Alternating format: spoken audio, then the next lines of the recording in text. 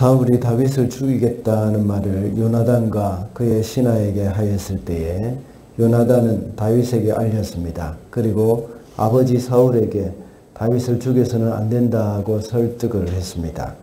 사울은 요나단의 말대로 하겠다고 맹세까지 해놓고 또다시 다윗을 죽이려고 했습니다.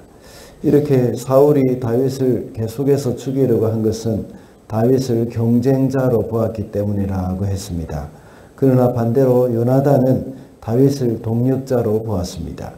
이와 같이 경쟁은 생명을 위협하지만 동력은 생명을 살린다고 했고, 경쟁은 질투를 유발하지만 동력은 서로 협력한다고 했습니다.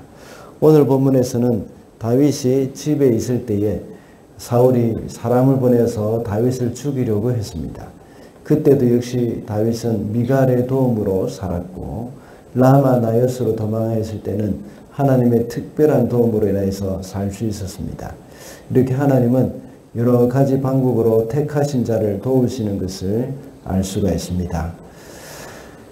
오늘은 이렇게 해서 하나님이 도우시는 방법이라는 제목으로 말씀을 살펴보고자 합니다. 첫째로 하나님은 사람을 통해서 우리를 도우십니다. 11절과 12절입니다.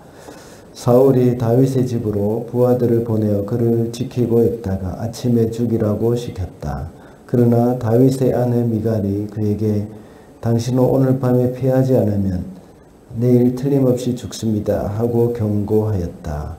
미갈이 다윗을 창문으로 내려보내니 다윗이 거기에서 달아나서 목숨을 건졌다.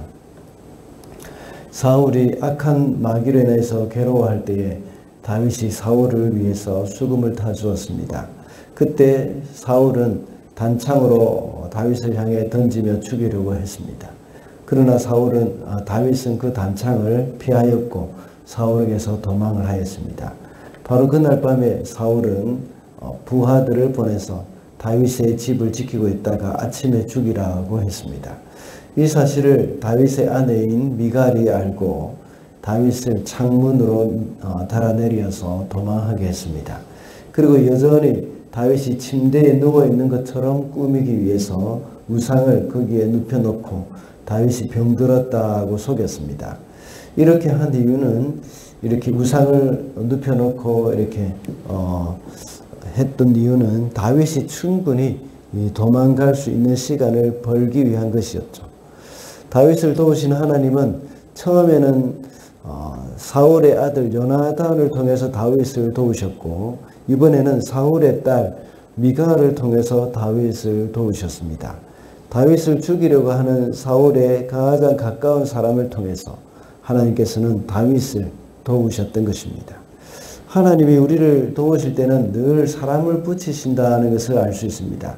심지어 다윗을 해치려고 하는 사울의 딸을 사용하셔서 다윗을 도우셨다는 것을 볼 때에 하나님은 우리를 도우시기 위해서 어느 누구라도 사용하실 수 있다는 사실을 우리가 알 수가 있습니다.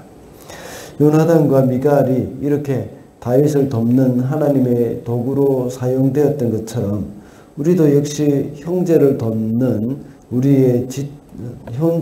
우리의 지체를 돕는 그 하나님의 도구로 사용할 수 있도록 해야 한다는 겁니다. 그러기 위해서는 우리가 하나님의 편에 서 있어야 하는 겁니다. 다윗이 쫓겨다닐 때에 이와 같이 하나님의 편에 거기서 다윗을 도왔던 사람이 있는가 하면 다윗의 대적이 된 사람도 있었습니다. 도액, 혹시 여러분 아실지 모르겠습니다. 기억하시겠습니까? 도액과 같은 사람은 다윗을 도운 제사장 아히멜렉을 고발해서 다 죽게 만들었습니다. 이 군사들이 제사장을 죽이는 것을 두려워할 때에 도액 자신이 직접 아히멜렉 제사장을 죽이기까지 하였고 그의 가족들 80명까지 다 죽여버렸습니다. 우리는 하나님의 편에서 하나님의 백성을 돕는 그런 도구가 되어야 합니다. 그뿐만 아니라 우리가 어려움에 처할 때도 역시 사람들을 통해서 우리를 도우신다는 것을 생각을 해야 합니다.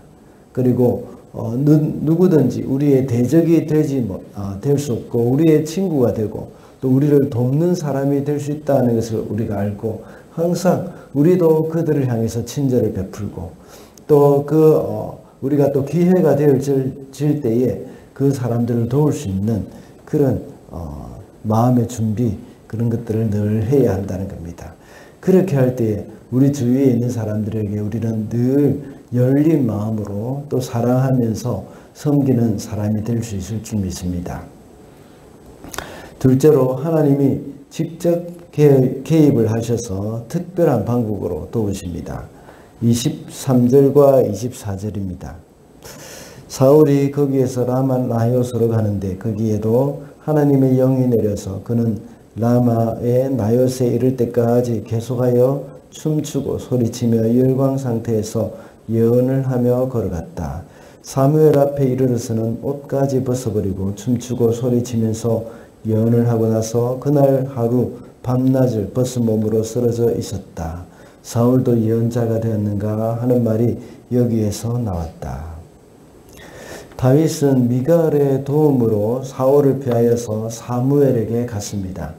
다윗이 사무엘과 함께 라마 나요스에 있다 하는 말을 듣고 사람을 보냈던 겁니다.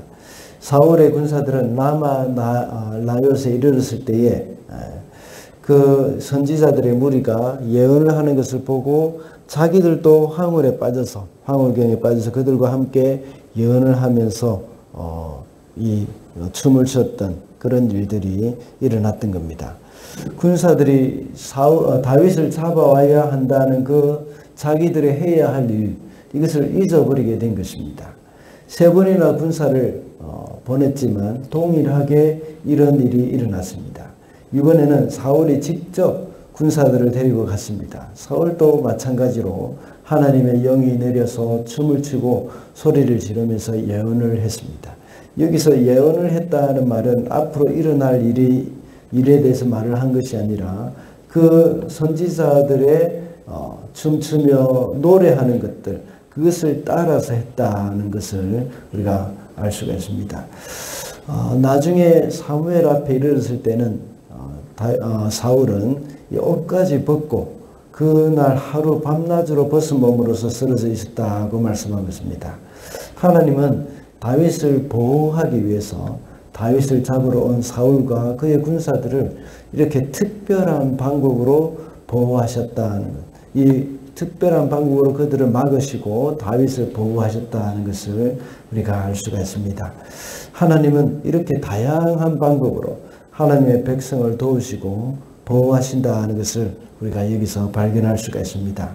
기적을 통해서만 일을 하시는 것이 아니지만 하나님께서는 이 하나님이 행하시는 방법, 이러한 것들이 인간의 생각으로 제한을 할 수가 없는 것입니다. 이렇게 심지어 예언을 하는 일들, 또 선지자들이 하는 것을 바라보면서 군사들이나 또 사울조차도 이런 일들을 따라하게 되는 성령님의 특별한 역사가 일어났던 것입니다. 그러므로 우리가 어려움에 처해 있을 때 너무 염려해서 의기소침하거나 절망할 필요가 없습니다. 하나님께서는 우리가 전혀 생각하지도 못한 방법으로 우리를 도우신다는 사실을 믿으면서 하나님만 신뢰를 해야 하겠습니다. 이렇게 매 순간마다 하나님의 보호를 경험한 다윗은 시편 23편에서 내가 사망의 음침한 골짜기로 다닐지라도 해를 두려워하지 않는다는 그런 고백을 하게 되는 것입니다. 왜냐하면 주께서 그와 함께 하시기 때문입니다.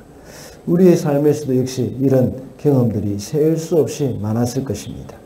우리가 어려움에 처해 있을 때마다 우리는 그것을 극복하기 위해서 노력을 해야 하지만 또 하나님을 의지하는 것도 역시 우리가 잊어서는 안 됩니다. 그래서 우리가 어려움에 빠질 때는 이제 하나님이 어떤 방법으로든지 우리를 도우실 것이라는 그런 기대감을 가지고 하나님만 신뢰해야겠습니다. 방금 읽은 본문의 말씀과 같이 특별한 방법으로 역사를 하시면서 우리는 우리의 모든 어려움들을 이렇게 상황들이나 그 위기의 순간이 우리의 여러 가지 어려움의 순간이 바뀔 수도 있다는 것을 우리는 잊어서는 안 되겠습니다. 그래서 끝까지 낙심하지 않고 하나님을 의지하는 성도들이 되어야겠습니다. 말씀을 맺겠습니다. 오늘은 하나님이 도우시는 방법이라는 제목으로 말씀을 살펴보았습니다. 하나님은 사람을 통해서 우리를 도우시고 직접 개입하셔서 특별한 방법으로 우리를 도우신다고 했습니다. 오늘 하루도 살아가면서 우리에게 어려움이 있을 때마다 하나님의 도우심을 바라보면서 최선을 다해서 살아가는 저와 여러분이 되시기를 바랍니다.